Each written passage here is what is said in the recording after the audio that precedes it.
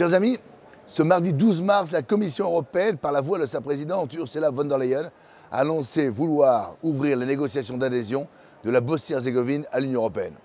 Madame von der Leyen continue donc d'imposer sa folle politique d'élargissement de l'Union européenne, qui n'est en réalité qu'une fuite en avant.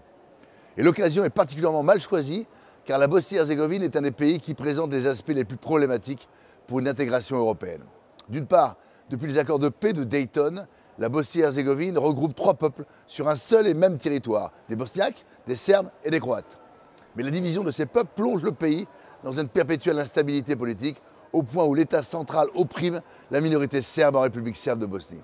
D'autre part, cet État central est en proie à l'islamisme radical. N'oublions pas que le premier président de la Bosnie-Herzégovine avait rédigé en 1971 la déclaration islamique dans laquelle il se disait partisan de l'application de la charia. N'oublions pas non plus que depuis plus de 30 ans, les musulmans de Bosnie ont fourni une grande partie des terroristes djihadistes dans le monde entier. Voilà quelle poudrière la Commission européenne souhaite aujourd'hui faire entrer dans l'Union européenne, et ceci contre l'accord des peuples européens et même contre l'accord des peuples des Balkans, car pour m'être rendu moi-même en Bosnie en février dernier, j'ai pu observer que la quasi-totalité des Serbes de Bosnie sont totalement hostiles au principe d'adhésion à l'Union européenne. Quant à nous, nous voulons écouter la voix des peuples.